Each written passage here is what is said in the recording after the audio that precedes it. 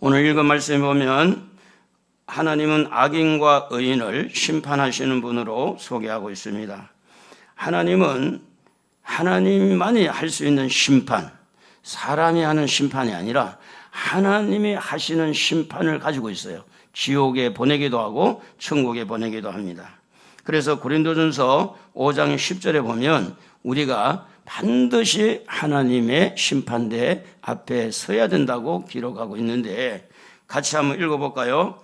이는 우리가 다 반드시 그리스도의 심판대 앞에 나타나게 되어 각각 선악간에 그 몸으로 행한 것을 따라 받으려 함이니라. 우리가 선과 악을 행한 것에 대해서 분명히 그리스도의 심판대 앞에서 심판받게 된다는 겁니다.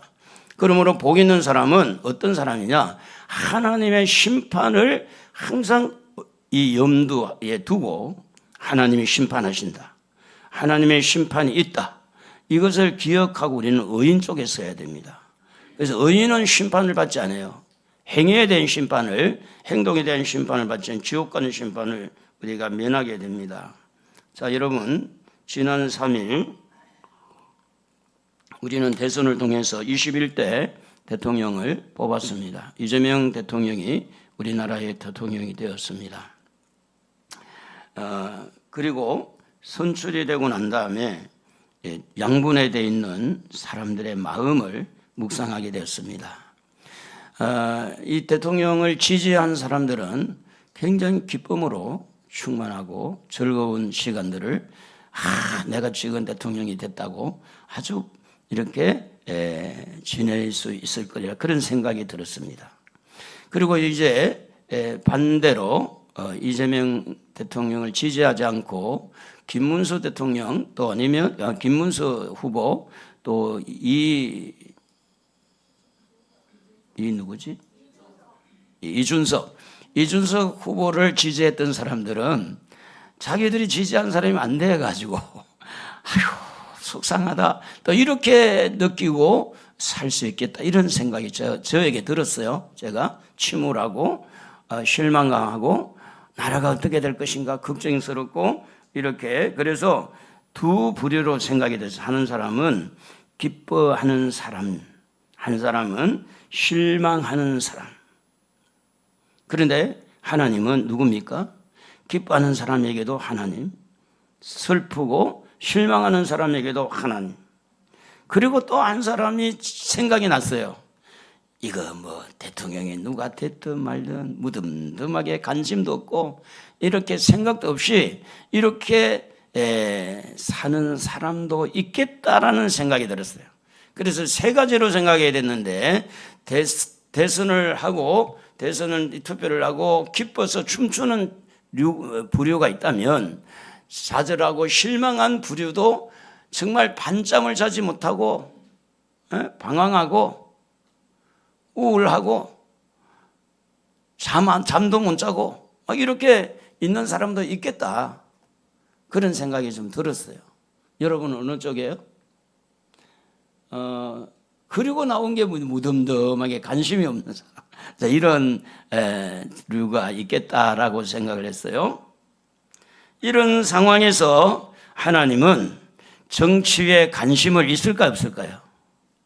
정치로 인해서 속상한 사람들에게 관심이 있을까 없을까요? 정치로 인해서 기뻐하고 있는 사람들에게 하나님은 관심이 있을까 없을까요? 너 기뻐하니까 나 관심 없어. 너 무덤덤하니까 나는 너에게 관심이 없어. 여러분, 한국교회가 지금 굉장히 큰 문제를 앓고 있는 게 뭔지 아세요? 현실을 현실로 말하지 못하는 세상이 되어버린 겁니다. 실제의 삶과 어떤 부분에 정치적인 것과 경제적인 것과 어떤 상황들이 이 하나님의 말씀하고 전혀 연결이 안 되는 거예요. 그걸 못하게 하는 거예요. 어떻게 교회에서 정치 이야기를 하냐고. 여러분, 우리가 정치의 영향을 받아야 안 받아요? 받아요. 그러면 뭐한테 대통령 뽑았어요? 정치하는 거, 정치 대통령 뽑는 거는. 그런데 이상하게 교회에서는 정치 이야기 하지 말라는 것이 사탄이 그렇게 가르친 거예요. 대통령 선거는 선거고 교회는 교회고 그냥 세상은 세상이고 이분화시켜가지고 우리하고 아무 상관없어. 나하고 상관없어. 상관이 없는 게 아니라 차별금지법이 조만간에 통과가 되고 나면 당장의 교회에 압박이 들어올 수 있어요. 이게 정치입니다. 지금 망치만 두드리면 되는 거예요, 지금. 그래서 지금 차별금지법 통과시키려고 사람들이 굉장히 통과시켜야 된다 이렇게 들어오고 있잖아요. 망치만 두드리면 되는 거야. 근데 교회에서는 입을 다 물려야 돼. 왜? 정치 이야기 하지 말라니까. 그런 이야기 하지 말라고. 차별금지법 하든지 말든지. 목사님은 하지 말라고. 공산주의로 나라가 끌고 가든지 말든지 목사님은 성경만 가르치라고. 성경에 자유가 있잖아요. 진리를 알지니 진리가 너희를 뭐하게 한다고? 자유케 한다고요. 우리는 자유를 지망하는 거예요. 자유를 선호하는 거예요. 예수 그리스도 안에 있는 자에게는 결코 정죄함이 없나니 죄와 사망의 법에 생명의 법이 성령의 생명의 법이 죄와 사망의 법에 너희를 해방했다 그랬잖아요. 근데 문제는 뭔가 하면 지금 이런 기뻐하는 사람들, 무덤덤하는 사람들, 실망하고 우울하고 좌절하는 사람들에게도 하나님은 지금 말씀하고 있는 겁니다. 무슨 말씀을 하고 있는지 우리는 성경 몇 구절을 같이 찾아봐야 되는데, 자, 우리 한번 여러분 저를 쳐다보시고 내게 강 같은 평화를 하는데 평화를 늘려서 하는데 틀리는 사람은 독창을 시킬 거예요. 제가 앞에 나오라 그래가지고 내가 딱 쳐다보고 자, 손뼉 치면서 하겠어요. 자,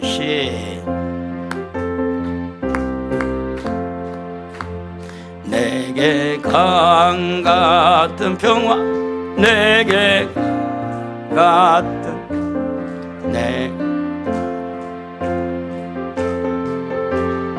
넘치네 할렐루야. 내게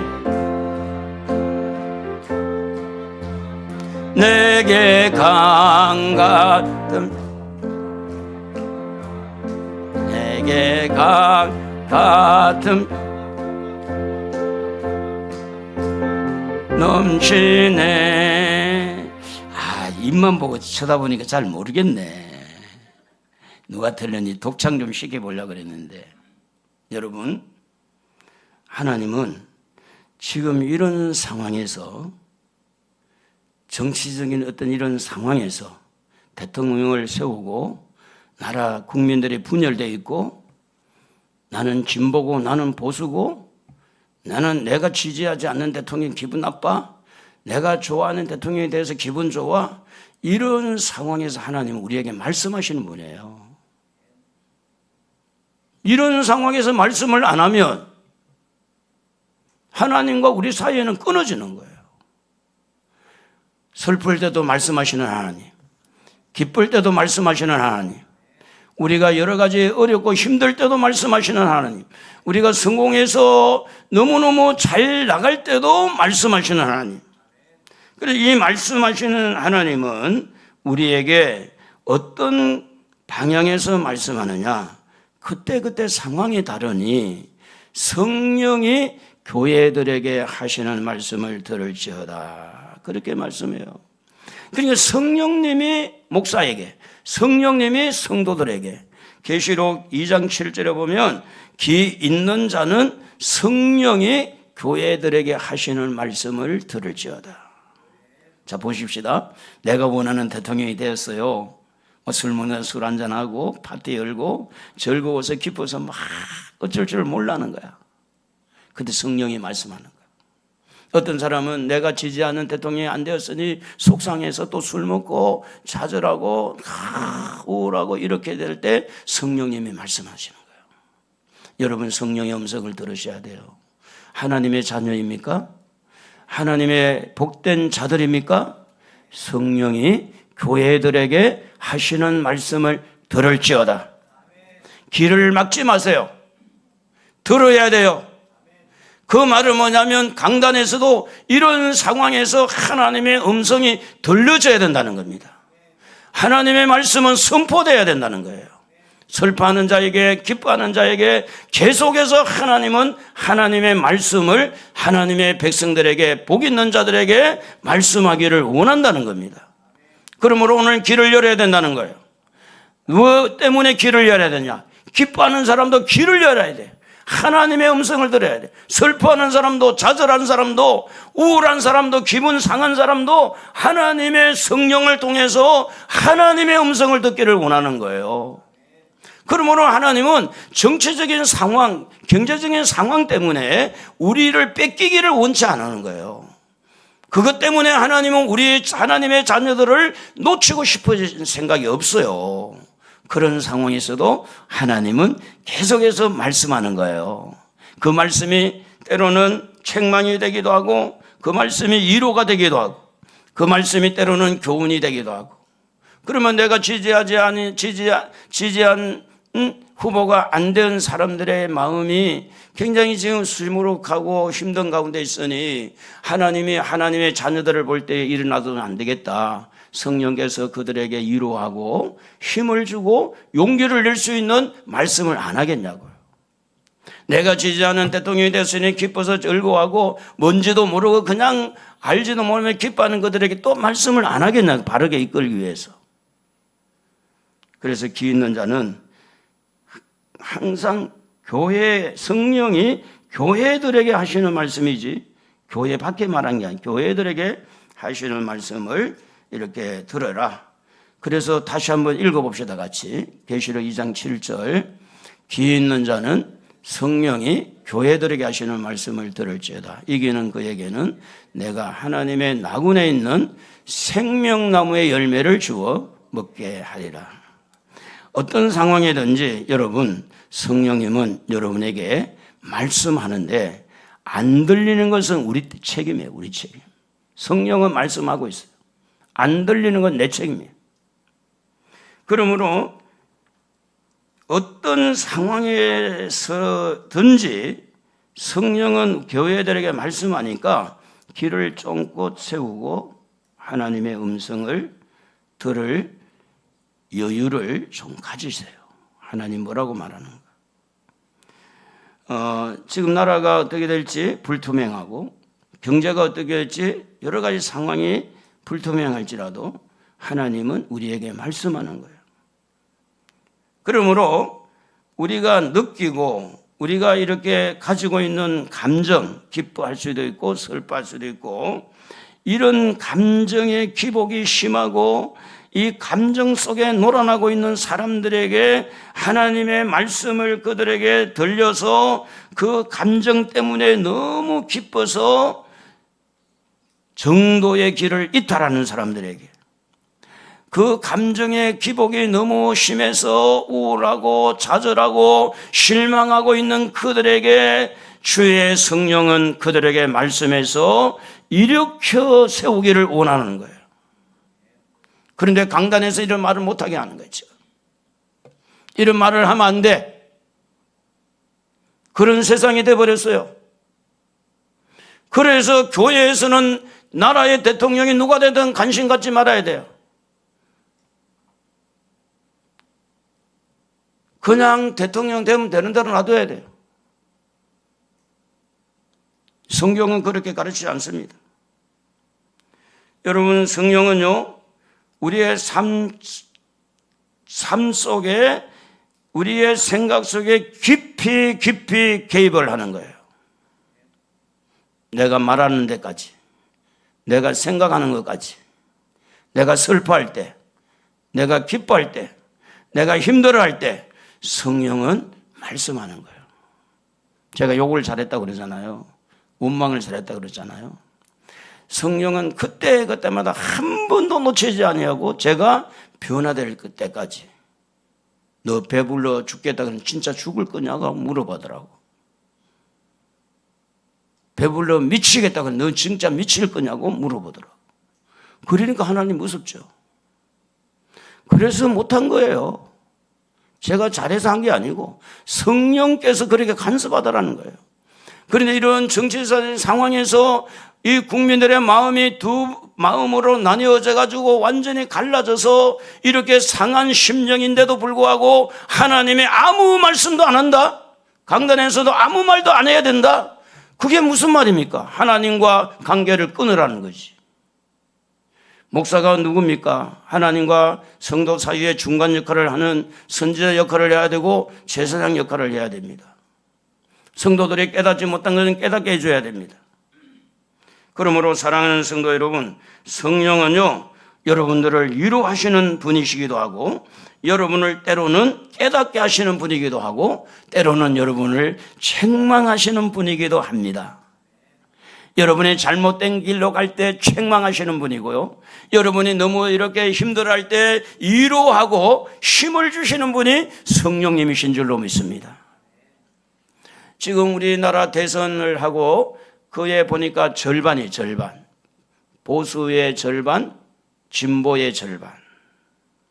그 절반은 마음이 지금 어떨까요? 적극적으로 동참한 사람들은 지금 죽을 맛이겠죠. 그렇지 않겠어요? 그들에게 하나님의 자녀들이 있죠. 그들에게 하나님이 입 다물고 있겠어요? 성령이 그들에게 가서 말씀하겠죠. 때로는 위로할 것이고 때로는 그 잘못된 생각 가지고 있을 때 책망하시오. 그러므로 사랑하는 주님, 이 시간에 우리에게 말씀하여 주옵소서. 지금 우리나라에 말씀하여 주옵소서. 성취를 이 대선을 끝나고 이렇게 양분화되어 있는 우리 국민들에게 하나님 말씀하여 주옵소서. 우리를 말씀으로 일깨워 주옵소서. 우리를 다시 한번 세워 주옵소서. 이것이 맞는 답이에요. 말씀해달라고 하는 게 맞죠. 그런데 말을 막을 필요는 없잖아요. 하나님 우리에게 말씀하지 마세요. 교회에서도 말씀하지 마세요. 그거는 아니잖아요. 오늘은 성령 강림주일이잖아요. 성령께서 120명이 모여서 이렇게 기도할 때 바람 같은 성령이 오셨다는 말은 그들에게 생기를 넣어서 살아나게 한 겁니다. 불 같은 성령이 오셨다는 건 그들에게 착잡한 마음들을 열정을 가지고 복음을 가지고 앞을 향해 전진할 수 있는 힘을 주셨다는 거예요. 오늘도 우리는 이렇게 착잡하고 이렇게 무기력한 우리들에게 성령이 오시면 우리의 심령이 살아나는 줄로 믿습니다. 우리 이것도 아니고 저것도 아니고 이렇게 무덤덤한 이런 미지근한 사람들에게 성령이 오시면 뜨거운 열정을 가지고 살아갈 수 있다는 겁니다. 여러분, 성령은 여러분에게 하나님의 말씀이 들리게 하시는 분이 바로 성령님이십니다. 그러므로 우리가 이런 정치적으로 대선이 끝나고 난 다음에 입 다문 게 아니고 이런 상황에서 기뻐서 날뛰는 사람에게도 하나님이 말씀해 줘야 되고 슬퍼서 그냥 기죽어 있는 이 사람들에게도 하나님은 말씀해 주셔야 돼요.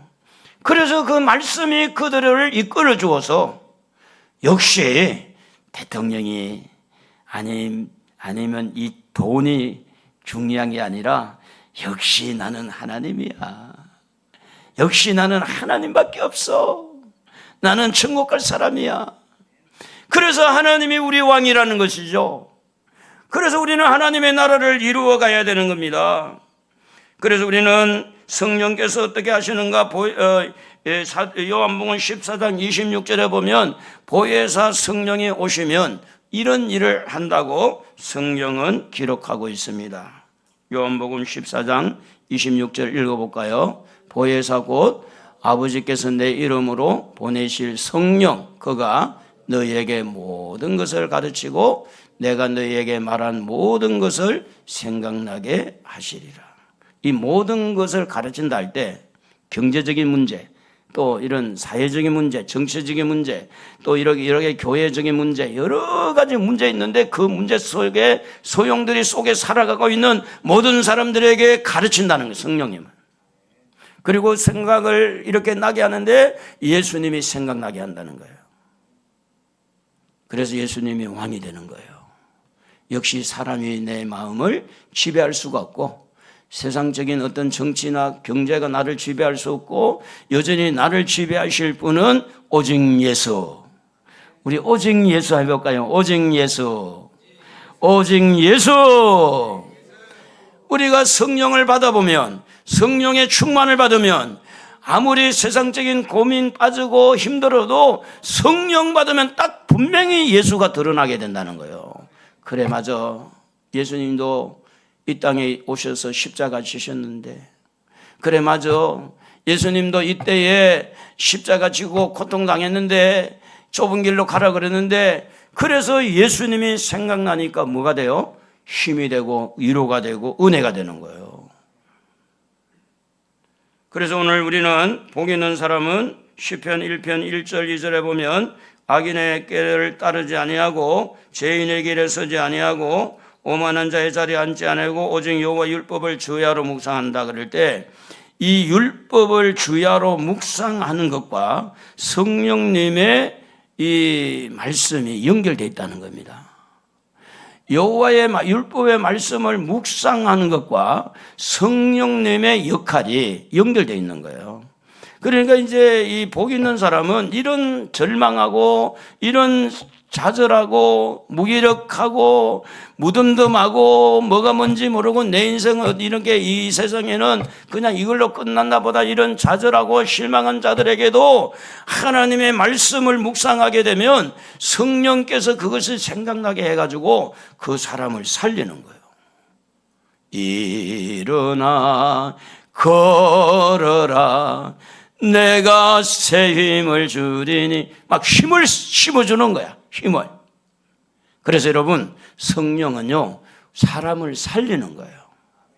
말씀이 깨달아지면서 살아나는 일을 한다. 그래서 여러분 알아야 될 것은 이 지도자는 누가 세웠느냐? 이재명 대통령. 남의 나라 대통령입니까? 우리나라 대통령이에요. 그럼 누가 세웠을까? 내가 지지하지 않았을지라도 이거 꼭 여러분 받아들여야 돼요. 힘들어도 받아들여야 돼요. 내가 지지하지 않았더라도, 나는 그분에게 투표를 안 했더라도 성경을 보니 지도자는 하나님이 세우시는구나 인증하시는 것이 성령의 음성을 듣는 겁니다. 로마서 13장 1절 2절 3절 읽어봅시다. 다 같이 중요한 구절인데, 각 사람은 위에 있는 권세들에게 복종하라. 권세는 하나님으로부터 나지 않음이 없나니 모든 권세는 다 하나님께서 정하신 바라. 그러므로 권세를 거스르는 자는 하나님의 명을 거스름이니 거스르는 자들은 심판을 자체하리라. 다스리는 자들은 선한 일에 대하여 두려움이 되지 않고 악한 일에 대하여 되나니 네가 권세를 두려워하지 아니하느냐. 선을 행하라. 그리하며 그에게 칭찬을 받으리라. 여러분, 이것이 하나님의 말씀이에요. 내가 원하지 않는 지도자가 세워졌어요. 또 내가 원하는 지도자가 세웠으면 너무 당연한 거지만, 내가 원하지 않는 지도자가 세워졌어도 그 권세는 누구로부터 나왔느냐? 하나님으로부터 나왔다고 성경은 가르치는 거예요. 우리는 내 생각을 따르는 게 아닙니다. 무슨 야당, 여당, 정치 성향을 따르는 게 아니에요. 하나님의 말씀을 따라야 하나님의 자녀가 되는 겁니다. 우리는 하나님 말씀을 따라야 돼요. 내 마음에 원하지 않을 수도 있어요. 거부할 수도 있어요. 근데 우리는 하나님의 자녀이기 때문에 권세는 하나님이 주시는구나. 하나님이 하신 거네. 하나님이 세우셨네. 이 모든 국민들이 나 혼자만 있는 게 아니잖아요. 5,300만이라는 이 국민들이 표를 하나하나 이렇게 해서, 물론 그중엔 투표가 없는 사람 빼고 나면 뭐 3천만 명 정도, 300만 조금 더 되는 모르겠는데, 그들이 이제 투표를 해서 이렇게 사람을 세우잖아요. 그럼 그것이 하나님의 손에서 이루어졌다. 그렇게 성경은 가르치는 거예요. 심지어는 악한 자도 선한 자도. 그래서 각 사람은 이 권세에 복종하는데, 권세는 하나님으로부터 났으니 하나님을 생각하면서 추스려야 돼요.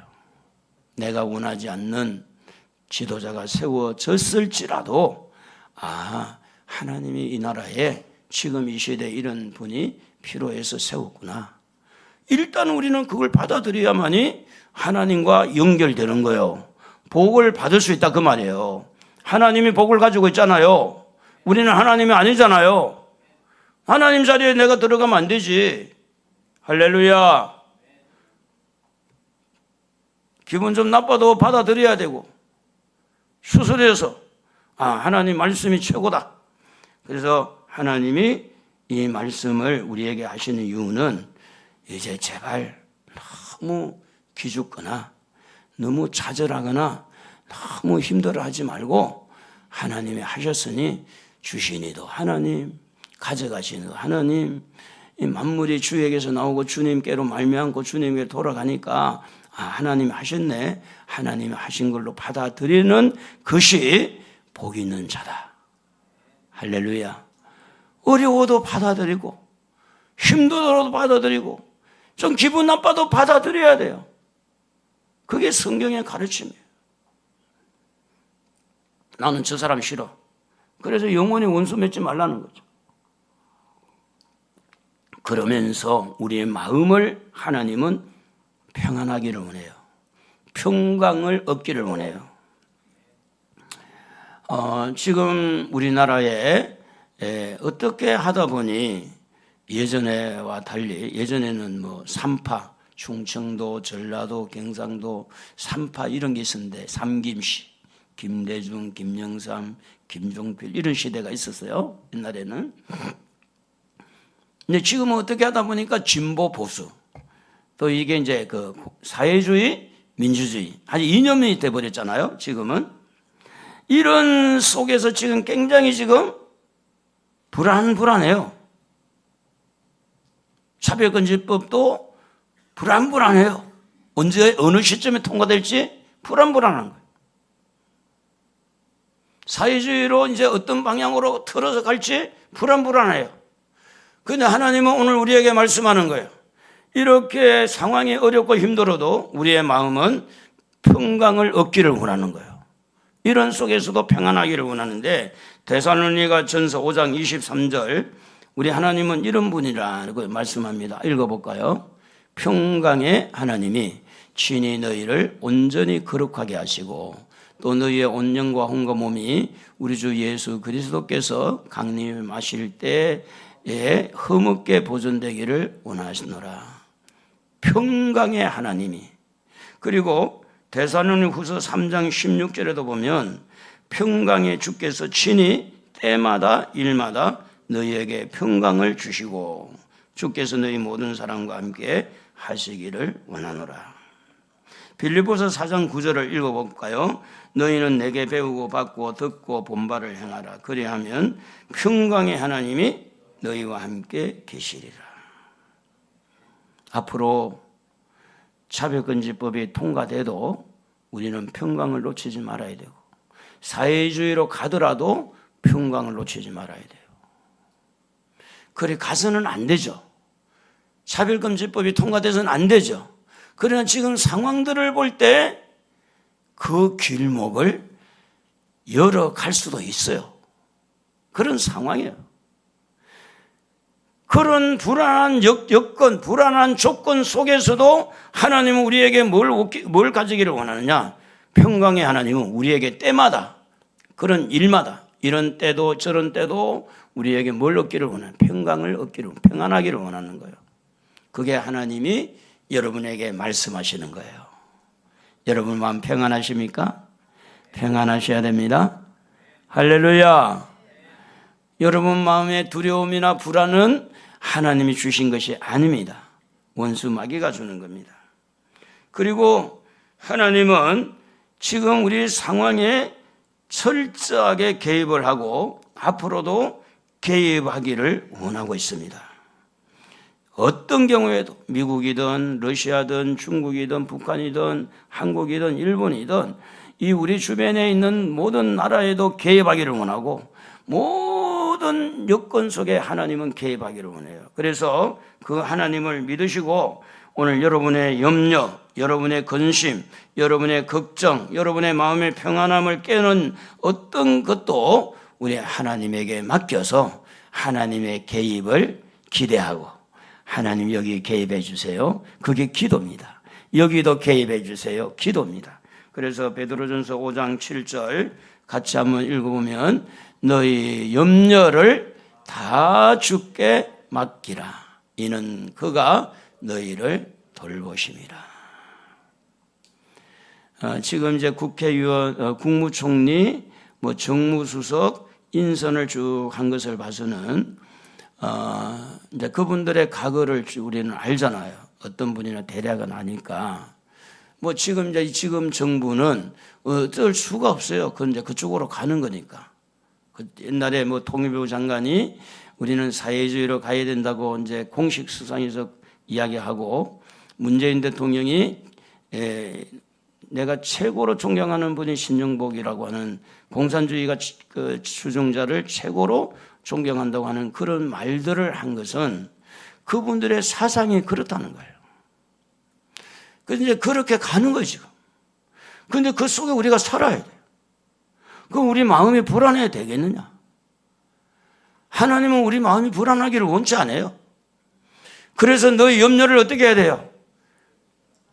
맡기는 거예요. 그게 기도예요. 우리나라를 하나님께 맡겨야 돼.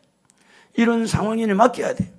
어떻게 보면 지금 보세요. 지금 여러분 청와대에 지금 차별금지법 통과시켜야 된다고. 우리 윤서가 그저께 목사님 친구에게, 담빈가 친구에게 차별금지법 이렇게 참석하면 안 된다고 문자를 보냈더니 자기는 차별금지 찬성한다고 그러더래. 그래서 차별금지 무조건 거부한다 그러면 안 들어요. 사람들이 싫어해요. 포괄적 차별금지법이라고 해요. 포괄적 차별금지 뭐냐? 전체 다 그 안에 이제 넣는데, 그래서 내가 오전에는 남자 되고 싶어. 오전에는 나 남자야 이런 거야. 그래서 이제 여당에 목욕하러 간 거야. 여당에. 그래 오후에는 여자가 되고 싶은 거야.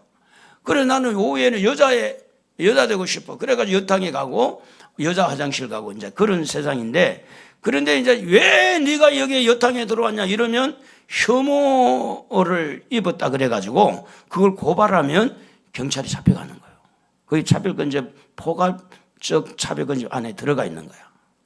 그래서 이제 이런 부분들이 설명이 되지 아니하고 무조건 차별금지법 우리는 금지한다 이러면 다 싫어하는 거예요. 다 그냥 왜 차별금지법 좋은 건데 왜 그걸 거부하냐고 이러나거든요. 그러니까 이 차별금지법 안에 포괄적이랑 이 안에 아주 독소 조항이 들어있는 거예요. 그걸 빼고, 그래서 우리는 뭐라고 해야 되냐? 개별 차별금지법을 만들어야 된다.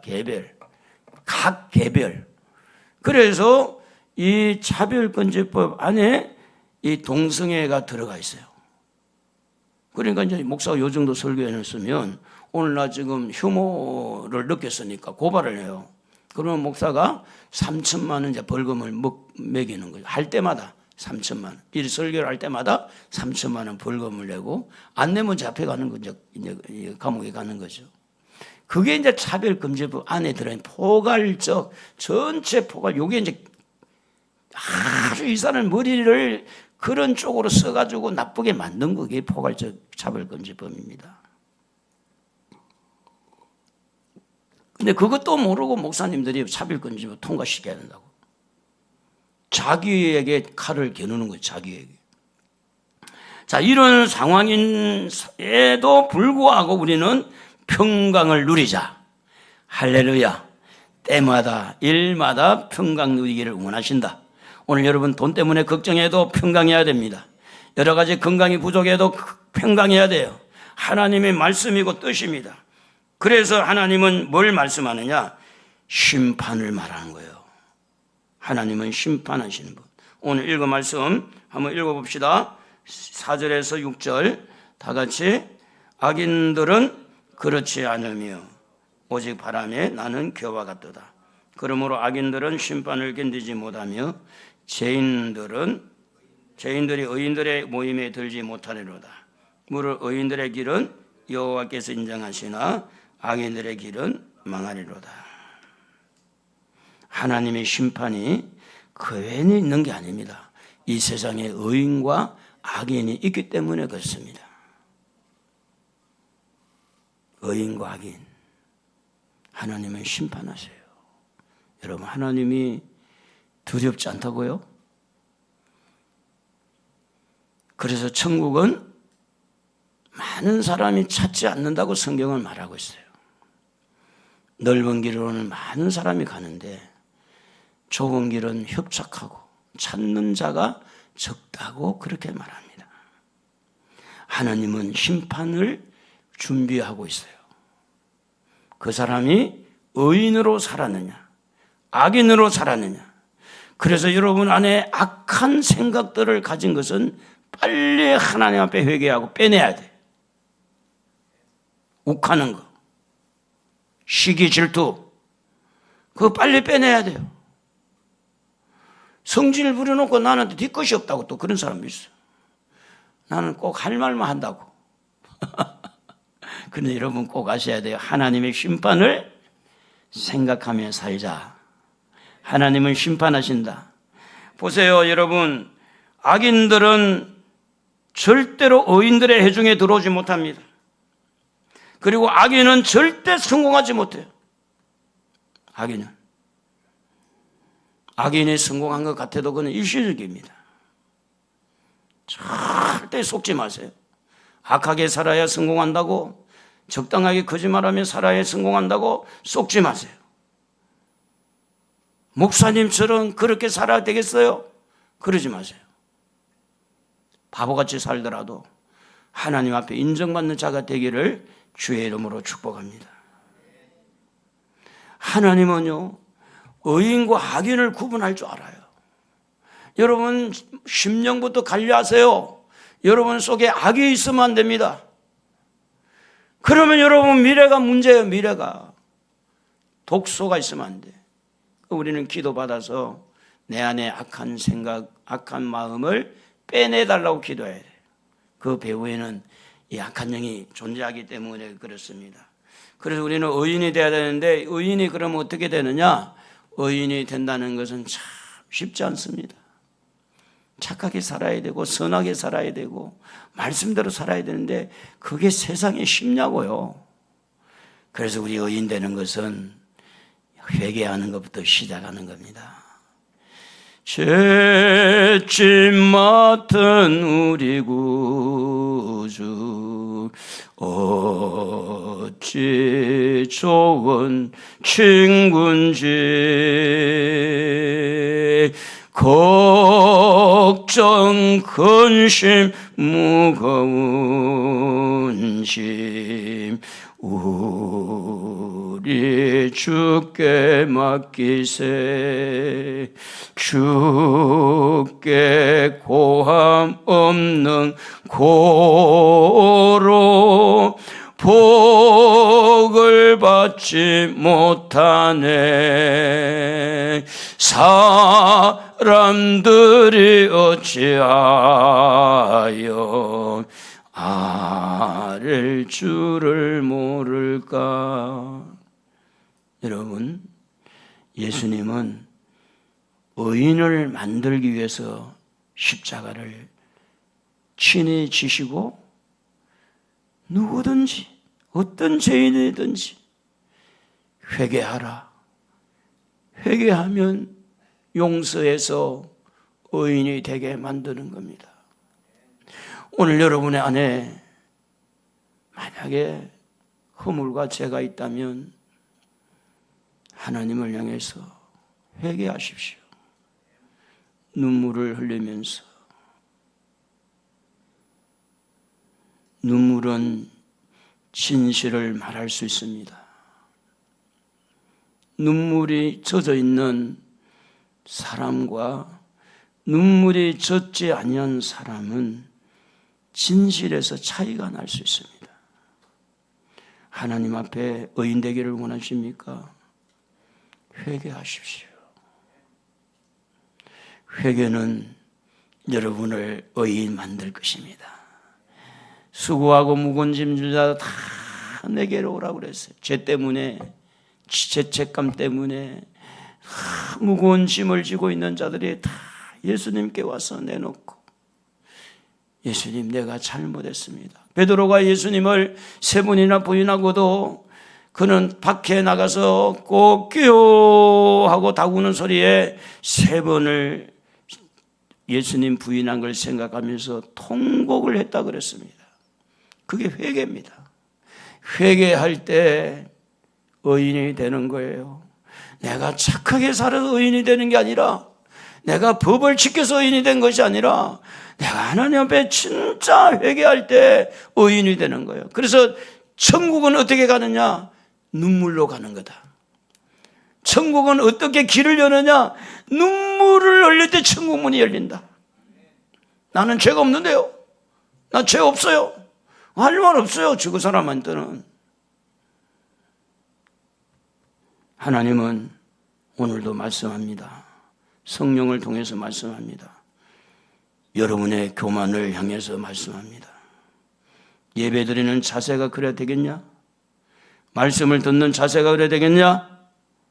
찬양하는 것이 그렇게 되겠느냐? 얼마든지 성령은 여러분에게 말씀할 수 있어요. 서치지 마시고 깨닫게 하시거든. 그렇습니다. 주님, 제가 잘못했습니다. 제가 잘못했습니다. 그래서 회개의 눈물이 많이 쏟아지는 때가 있었어요. 세상에서 방황할 때 나 주님을 몰랐네. 이